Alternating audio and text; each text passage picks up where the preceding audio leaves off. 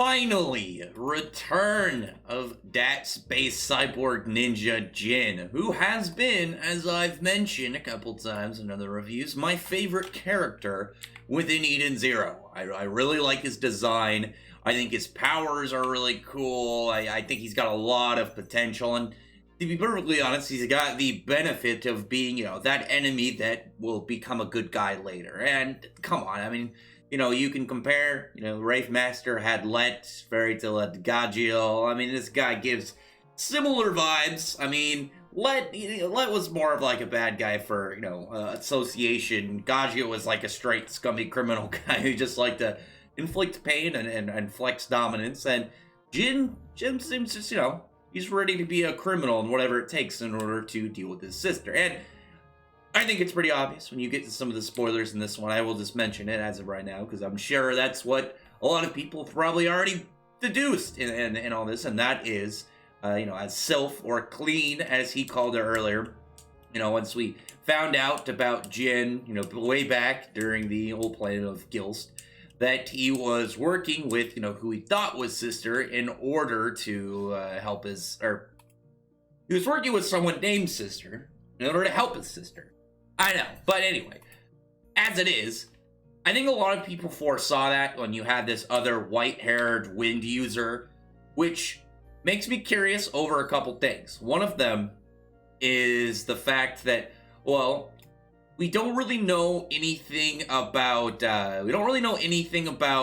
Ether Gear to the extent of, like, where it originates from. We just know it's some weird kind of power that, like, redirects, the ether in your body in order to do specific, powers. It's got some form of origin. We don't know it yet. I'm sure we'll find out eventually. But is there ways to create it? What does this mean for someone like Jin and Clean? Well, let's just go with Sylph. It's easier to call her Sylph. Let's just go between them because they have the same element. So is it a coincidence? There are cases in, something easy to compare Fairy Tail. You have Mira Jane, whose takeover magic seemed to just kind of, spawn with her, whereas Lisanne and Elfman learned variations of it in order to kind of, be like their sister and, give her a little bit of peace of mind. Whereas, from what we know, Ether can be obtained, but the full knowledge isn't really known. Like, conditions have to be met. There have to be some form of knowledge of it prior. Is there some deeper kind of way to grasp it? Is it kind of like a mentality thing? Kind of like, once you know how to manipulate it in your body, it will take shape. It's still very mysterious. We don't know a whole lot about Ether Gear, but we can still kind of gauge somewhat. I mean, we know how its weakness restrict wherever it stems out of the body, it seems. But as it is, you had Sylph. She captured Rebecca at the end of the last chapter, and she's just trying to get out of it. She's like shooting her bullets, but they're ricocheting within the wind. She tries to use Leaper, doesn't do anything for her either. So as of right now, she's kind of screwed. So this makes me kind of like, again, wonder like the limitations of Leaper, because as we saw, against Nino, it seemingly had some form of maybe time manipulation ability. Maybe it was just kind of like a level of precognition, not entirely known. I think, a degree of time manipulation is very possible, knowing Hiramashima. Dude loves doing weird time stuff in his series. But as it is, after that point, you have Rebecca go and contact, you go and contact Shiki. They have that little Lacrima communication devices, and she's able to, explain like, oh, we brought medicine for Wise. We're trying to heal him with this, regenerative drink.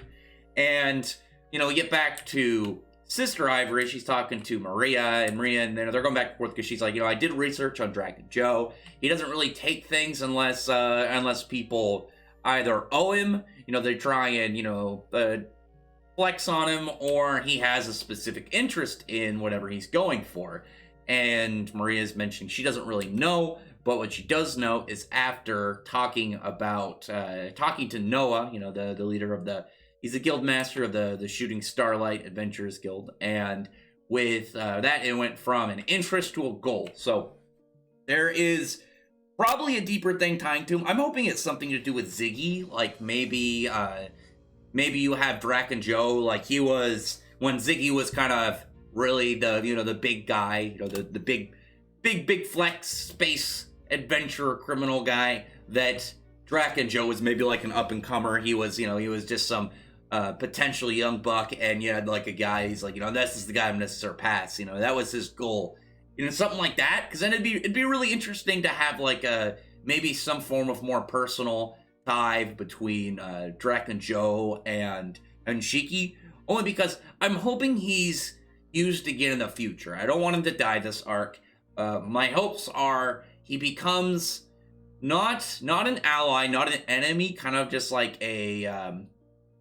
somebody that it's like he's a possible person we could call upon. Because I really like the idea of him. It's like he could be, in quotations, ally, as long as they can present like, hey, if you help us with this thing, you will benefit in this way.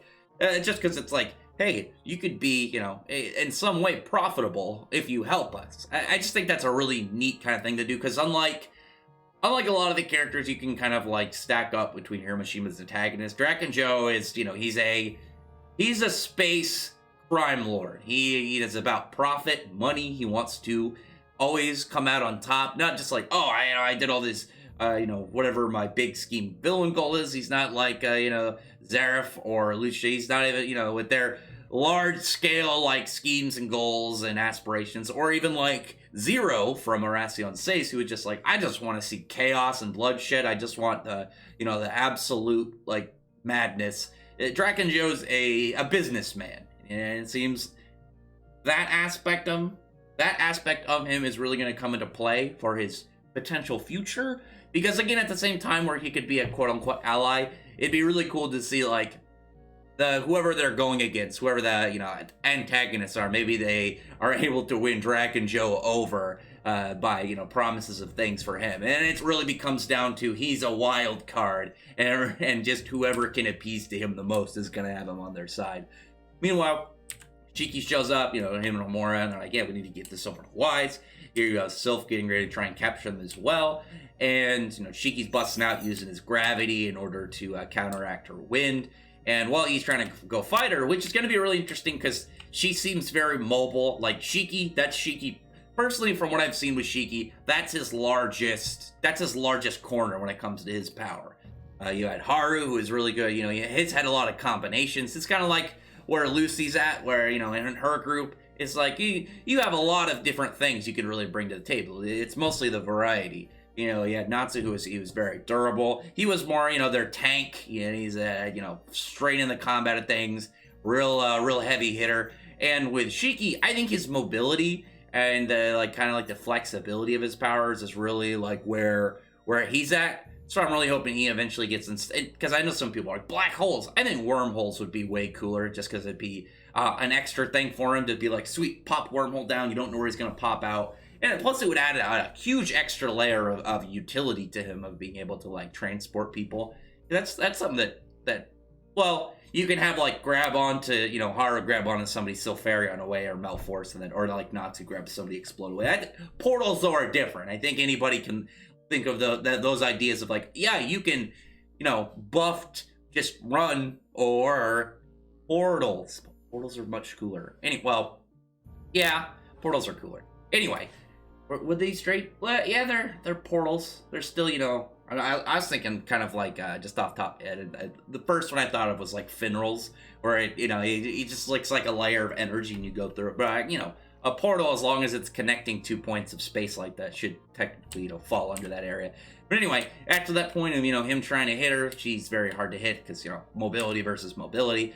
Here comes Jin. So people. Well, let me really quick just kind of wrap up the rest of the chapter, because the rest of the chapter you have Rebecca. She is left within.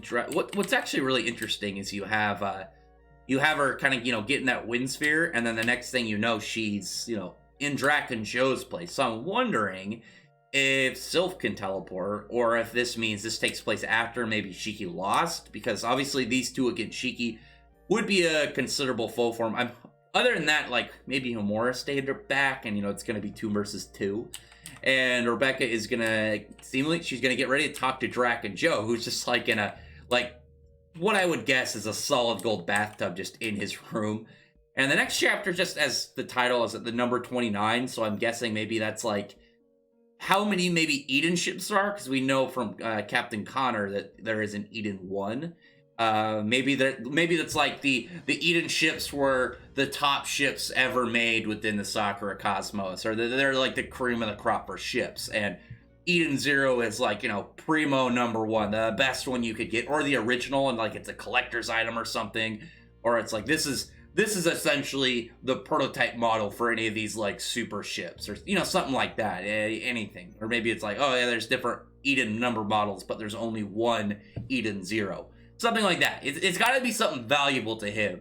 I don't think entirely of it being like, oh, maybe he knows about, you know, Ellie or Ethereon or something, you know, maybe he knows about, you know, some special thing about the ship. I'm hoping for him it's just like that thing is worth a lot of money. We know Drac and Joe's MO. If there's something personal in there, that'd be cool too, but I'm hoping the end goal, though, is just cash. Anyway, so the thing I really wanted to talk about is the whole thing with Jin. Because again, a lot of people predicted it. We talked about it briefly before on my channel. And the question wasn't, oh, well, you know, how are they gonna, you know, how is it gonna be that, you know, they're brother and sister? I think people were able to kind of think, oh yeah, you know, brother and sister makes sense. You know, again, these kind of like white-haired, well, we say white because, you know, it's color, but colorless. I think, you know, you can kind of get a guess, but also the fact that, you know, they have wind powers. The thing with me, though, that I was curious about, because we know that Jin was with, you know, who he thought was sister for his powers to help his sister. And it's, again, hard. He was with fake Sister Ivory in order to help his actual sister clean. And again, the question is, at this point, what is now wrong with her that he needs that? Because I was thinking, oh, maybe she's got some disease, maybe she's dying, maybe she's got, you know, some disability that maybe he was trying to get cured. Something along those lines where it'd be, you know, oh yeah, I need this amazing legendary healer on my side. I gotta win over her favor and then hopefully fix my sister. Now maybe it's, I don't know, like what would be the trade-off? Like maybe he was gonna trade her to Drac and Joe, and he was looking for a chance to betray sister and then deliver to Drac and Joe. The questions are definitely there. Honestly, with what's going on with Drac and Joe and Rebecca is interesting. Like the fact that they're gonna, like Shiki, potentially Homura, are gonna fight two of these people is interesting. I'm much more interested in what Jin's whole like motive now is, because I really like Jin. I think this wind space cyborg ninja is a really badass design. I like that he was, you know, he's not a bad guy, but he's like a willing to do as much bad as he needs to in order to help his sister kind of guy. He's living up that fairy tale dream of, you know, he's like, I got the family that I have, and really, when it comes down to it, I can be good or bad for them. And that's probably actually why he's going to fit really well into Eden Zero after this. Well, then the guess is, if he gets into Eden Zero, what will his reasons to be in it if Syl stays with Drac and Joe? I had questions. I'm sure we'll find out throughout the arc. But as of right now, I'm psyched. I'm really interested in seeing more Jin. I really, like, the whole fight aspect is going to be cool, but I really want to see just him in general, find out more about him, find out more of what his story is, why he's doing this, what his whole aim was with, you know, teaming up with, well, fake sister Ivory. It's hard to say sister and then be like, well, not his sister, it's somebody named sister.